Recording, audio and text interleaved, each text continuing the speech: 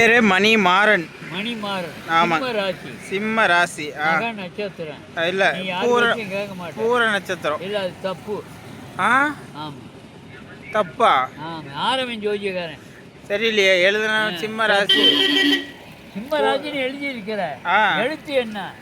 மா. மா. மா மீ மூ. இந்த 3 எழுத்து இதுதான். பார்த்துக்க, இதெல்லாம் ஜோதிகாரனுக்கு ஒரு மாதிரி பெரிய ஜோதிகாரனா வந்துடுறானுங்க. எதில் எங்கே இருக்கு? என்னது? மாமி. மூமி. இந்த எழுத்தெல்லாம் மக நட்சத்திரம். பார்த்துக்க, தப்பா போட்டோம். பூரத்தில் பாரு என்ன எழுத்துன்னு. அடா அடா அடா, இப்படி ஏமாந்துட்டு பேர் வச்சுட்டாங்களே. ஒன்னே நல்ல நிறைய பயில யாத்திரை. அவன் தான் பெரிய ஜோதிகாரன். இது என்னது? நிறைய பய ஆற்காடு. ஆற்காடு சிதம்பரம். ஓகே, பார்த்துருவோம். வாக்கு வாக்கு பஞ்சாங்க அந்த காலத்துலேருந்து இருக்குது. சரி, இது மாதிரி இப்போ நிறைய ஜோதிகாரம் ஒன்றுமே தெரிய மாட்டேங்குது. மாதிரி தப்பாக எழுதுறானுங்க.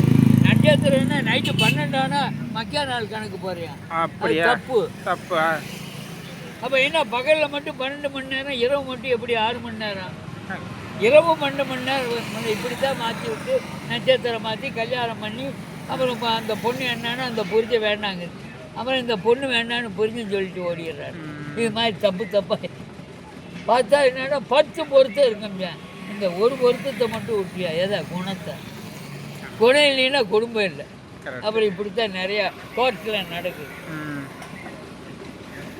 சரி, இருந்தாலும் இப்போ ஆண்டவன் என்ன சொல்கிறான் பார்ப்போம். எந்த ஊர் தம்பி? சேலம். இங்கே வந்து இருக்கியா? இல்லை, டாக்ஸிக்கு ஓட்டி வந்தேன். அங்கேருந்து இங்கே கூப்பிட்டு வந்தீங்களா? சேலம் என்ன இது? சேலம் கொண்டலாம்பட்டி.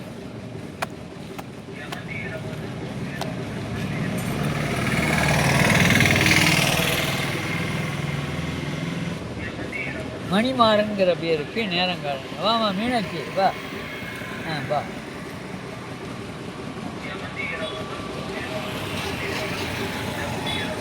ஒரே ஒரு சீட்டு நீங்களே ஓப்பன் பண்ணுங்க. நீ பாரு, எனக்கு தெரியுதுல யாருன்னு.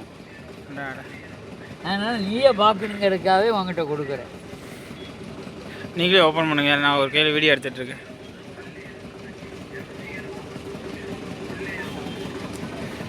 18ஆம் படி. அதான் 8.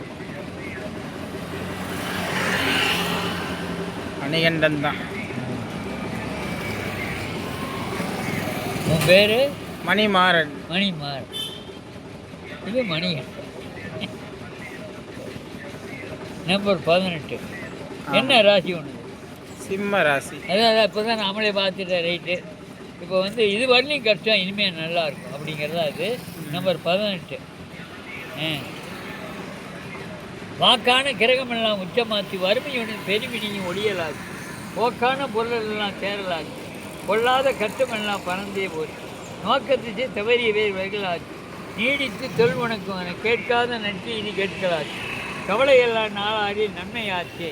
உன் கவலைகள் விலகும். குடும்பத்தில் வறுமையின் நோயும் வம்பு வழக்குகளும் சூரியனை கண்ட பணி போல இனி விலகும். கைவிட்டு போன ஒரு கவலையின்றி கிடைக்கும். கொள்ளாத திசையினால் மனையை விட்டு பிரிந்தவராயினும் உன் நல்ல ராஜ்யால் அவர்கள் தொல்லையின்றி வருவார்கள். வெளிநாட்டு செய்தி லாபகரமும் சதா சந்தோஷமும் உண்டாகும். தொழிலில் விருத்தி ஏற்படும். 6 நாட்களுக்கு பிறகு உனக்கு நல்ல அதிர்ஷ்டங்களாக ஏற்படும். நீ நினைத்த எண்ணமும் முடியும். வண்டி நல்லா ஓட நல்லா இருக்கும். சரி, ரைட். இது கிளி எடுத்த. இப்போ நீ எடுக்கிற? நானே எடுக்கிறேன். எல்லா சாமியும் கும்பிடு. நானே கிளியா மாதிரி எடுக்கணுமா? அப்போ நான் கும்பிடு. சிவன் ஐயப்ப வந்தால் அடுத்து மகாலட்சுமி வருவார். அப்படியா? சொல்லுங்கய்யா. 30 ரூபா. ஏடு பார்க்க. மகாலட்சுமி பெருமாள் லட்சுமி வர்ற. குடும்ப சம்பந்தரா வந்துட்டார். மகாலட்சுமின்னு சொன்னேன். குடும்ப சம்பந்தரா வந்துட்டேன்.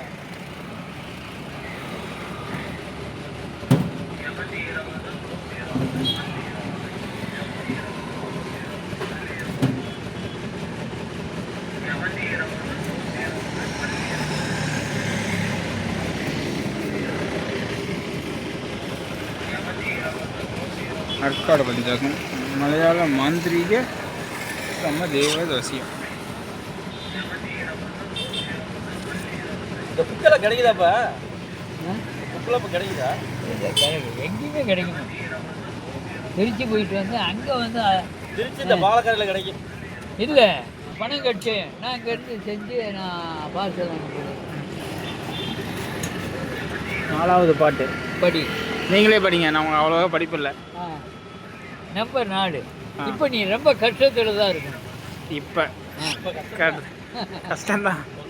இந்த பற்றியா வாழ்க்கையில் கஷ்டமடைந்தவரே உங்களுக்கு மட்டும் இதை விளக்கமா இல்லைன்னா சுருக்கமாக அதை படிக்க. உன் கோபமே குடும்ப வாழ்க்கையை கெட்டு உனக்கு கோபம் அதிகமாக வருது. கெட்ட பெயரையும் நட்டமான காரியங்கள் மட்டமான புத்தி உள்ளவர் நேசத்தை அணுகி செய்து இதன் காரணத்தில் உனது செல்வாக்கின் அழிவை தேடி தந்து பட்ட மரம் போல நிற்கவும் மனக்கொள்கையில் மாறுதல் அடைந்தும் இருக்கிறார். இந்த சமயம் கடன் தொல்லையும் கவலைகளின் போராட்டமும் கல்விஞானத்தின் கட்டுக்கடங்காத துர்ச்சனங்களும் விஷப்பாம்பை கண்டால் விஷப்பாம்புக்கு சனமான துணையும் பல தொந்தரவுகளை நீ காணக்கூடும். இருந்தாலும் பயன்படாத காரியத்தை சாதிக்க பல முயற்சிகள் செய்கிறார். ஆனால் உன் முயற்சியில் இகழ்ச்சி தான் காண முடியும். இதுவரையில் எத்தனையோ உதவிகளை எல்லாம் நீ செய்து இன்பத்திற்கு பல துன்பத்தையும் கண்டு துடிப்பும் திகைப்பும் பகைப்பும் சலிப்பும் கொண்டிருக்கிறார். சாதிக்கு எண்ணங்களுக்கு தருணத்தில் பல தனங்கள் உண்டு.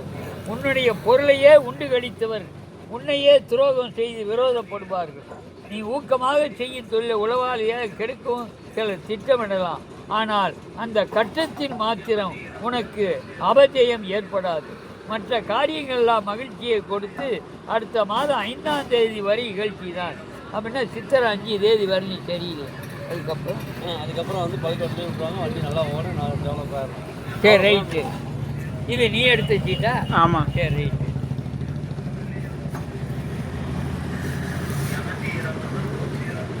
இதை ஒரு 3 தடவை போடு பாரு.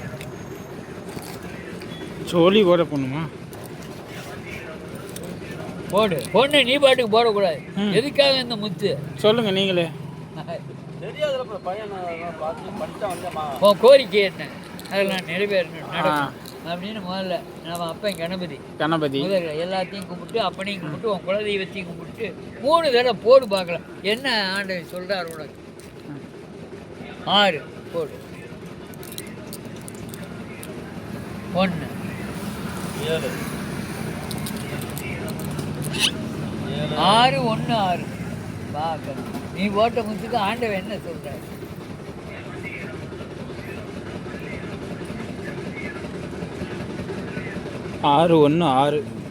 உனக்கு 6 1 6 விழுந்தால் உன்னை தொடர்ந்து பீடையும் நோயும் வறுமையும் வம்பு வழக்குகளும் பகைவர்களும் வஞ்சகமும் ஒடியும் நிலம் செழிக்கும் தானிய விருத்தியாம் புதிய சேனைகளில் சேருவார்கள்.